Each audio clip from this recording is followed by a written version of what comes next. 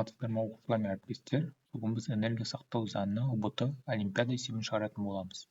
Массасы 0,01 кг атылған оқ 60 метр секунд жылдамдықпен ұшты.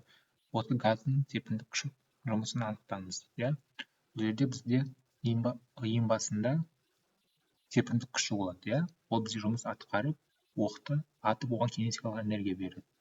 Сол бізде сақтау заңын қолдануымыз керек. Энергия сақтау заңы Е1 тең Е2. Бізде басында серпімдік күшінің жұмысы болады. А тең серпімділік. Ол бізде кинетикалық энергияға айналады. Енді ол жұмысты табу үшін кинетикалық энергия теңестіреміз, энергия сақтау заңын қолданамыз. Кинетикалық энергия формуласы mv квадрат бөлінген 2 тең болады.